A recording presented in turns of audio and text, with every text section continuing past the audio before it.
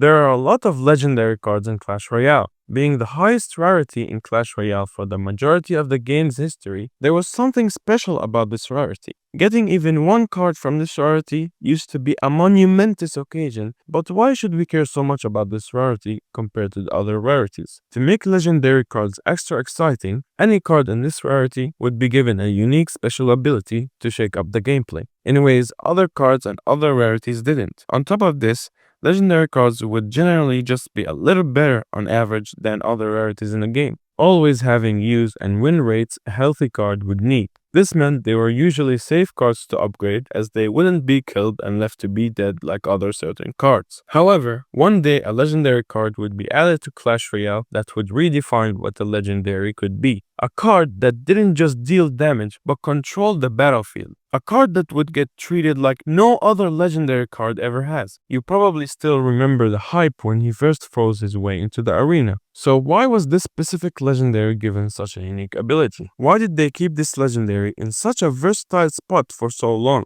How did he get to where he is now? Today, I will be answering all of these questions and taking a deep dive into the history of Clash Royale's Ice Wizard.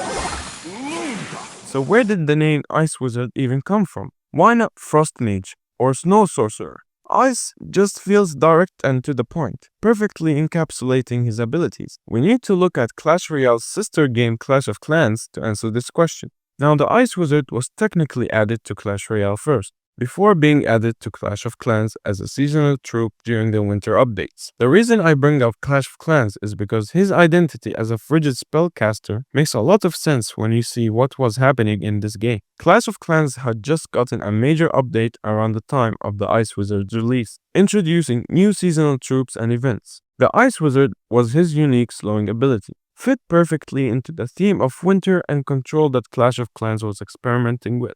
His name, Ice Wizard, was simple, memorable, and directly communicated his core mechanic, freezing and slowing enemies. While he was an event troop in Clash of Clans, his permanent inclusion in Clash Royale as a legendary suggested a deeper, more integral role in the game's core mechanics. This is all just speculation though. To me, this makes the most sense.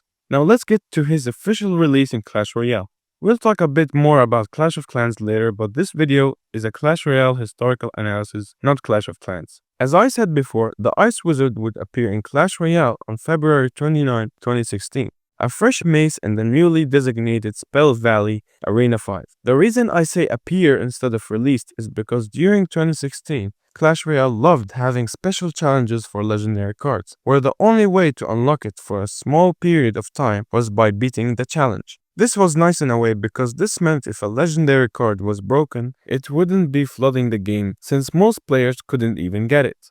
Every one of these challenges worked a little differently for each legendary, and the Ice Wizard's special challenge would be a grand challenge. This meant for 2 days, the only way to unlock this card was through this challenge. Only a small percentage of players would actually beat it though, as you need to get the 12 wins without getting 3 losses. And this was a time before continues her Pass Royale, so you can imagine it was much tougher. Then along with the challenges for legendary cards at the time, cards were also being announced in waves of 4. When I considered this fact, I thought one of the reasons he may be a legendary was simply to introduce a new form of crowd control to this game. This is something Supercell has done before, as they confirmed that the only reason the Electro Wizard was a legendary card was because they wanted to introduce a new stunning mechanic. However, this couldn't have been the sole reasoning in this case because the other 3 cards announced in this wave were the Princess, Miner, and the Sparky. This seemed like even more of a reason for the Ice Wizard to be a unique legendary because he brought a distinct control element that none of the other cards or any card before him truly possessed.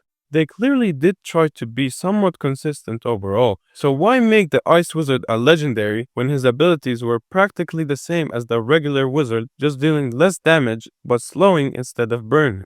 There's a lot to unpack here, so let's look into the function of the Ice Wizard in February of 2016. The Ice Wizard of February of 2016 versus May 2025 are very different in my opinion. At launch, the Ice Wizard did actually deserve the legendary status, but it's not for the reason you think. Many players wondered why the Ice Wizard was a legendary card at the time. He didn't even seem to have a unique ability in the traditional sense of high damage or unique attack patterns. But there were many players that believed him to be a legendary card because he slowed everything he hit. He would slow down troops and buildings by 35% for 2 seconds. This is what makes him unique as a legendary card.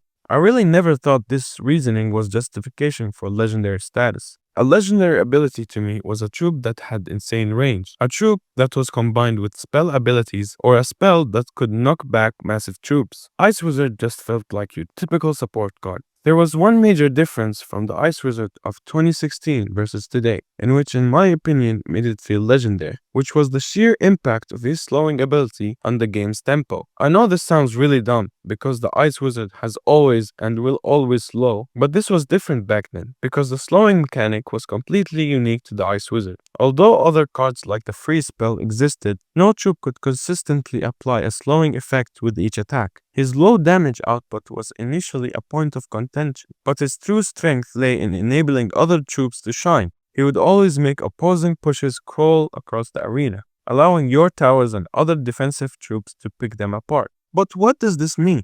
With the ability to slow down so many units, he was a great counter to fast-moving cards like Hog Rider and Prince. Yes, this card who dealt minimal damage could effectively neutralize a charging Prince or a relentless Hog Rider by simply reducing their speed.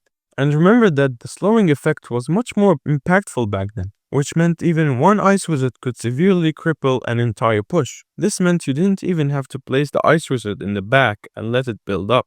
Playing a ranged troop in this way felt very different and unique, which made him feel legendary. The Ice Wizard's stats were incredibly different than today. So just how strong was he? The Ice Wizard was extremely strong when it was first released. And when I say strong, I mean if you look at every card's initial release in Clash Royale history, Ice Wizard may have been the biggest impact of all of them actually. Now I know multiple people will oppose me by saying that the Royal Ghost or the Night Witch had a better impact on the game, but Ice Wizard also impacted the game on a significant level back in 2016. I know cards like Royal Ghost were really strong upon release, as well as the Royal Recruits, but I truly believe the Ice Wizard tops them both. The Ice Wizard also had a much longer range, being 5.5 tiles, which made it very strong back then. And remember how much stronger his slowing ability was? He slows them much more significantly, and each slowed unit was significantly more affected compared to today.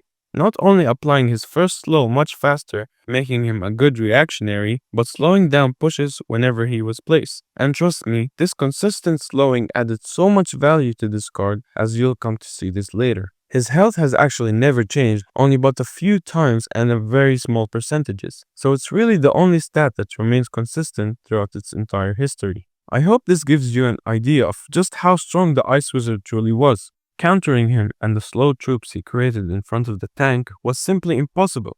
These slow troops distracted cards like Inferno Tower really well, so when a tower focused on a tank, the slow troops would quickly allow your troops to pick them apart. This made him pair especially well with tanky win conditions. This card wasn't exactly everywhere because unlocking legendaries was still relatively difficult. But plenty of players had gotten their hands on him, and he was quickly making his way into a ton of popular decks. In addition to being a great defensive support, he was apparently a lot in Expo decks and a newly forming archetype called Siege. This deck would have cards like Expo, Tesla, and Ice Wizard, and all cards released in the first few months of 2016. It was really showing for the Ice Wizard that we could fit into all of these different archetypes. This card had practically taken over the entire game day one after being added to Clash Royale. It was so overpowered that he was worth shoving into any archetype because of how versatile he was. He could deal with any situation really well. He was so strong that even the mirror was viable in this meta, which it hadn't been, well, pretty much ever before this point. Players knew nerfs were inevitable, but the Ice Wizard wouldn't be going down so easily. Just a few weeks after his Frosty debut, on March 23, 2016, in a balance update, Supercell decided to give our chilly friend a little boost, increasing his damage by 5%. It seemed they wanted to make sure he wasn't too much of a support-only card, but the balance changes continued.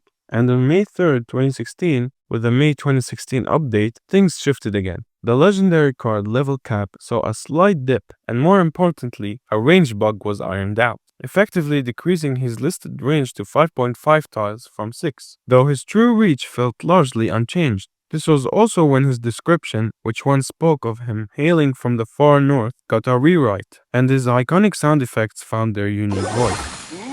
Then, as the tournament's update rolled in on July 4th, 2016, a curious detail emerged. The Elixir Collector, that viable resource generator, could now actually be affected by the Ice Wizard's slowing embrace. But even legends face trails, and on August 24th, 2016, a balance update saw his robust health chipped away, decreasing his hit points by 5%.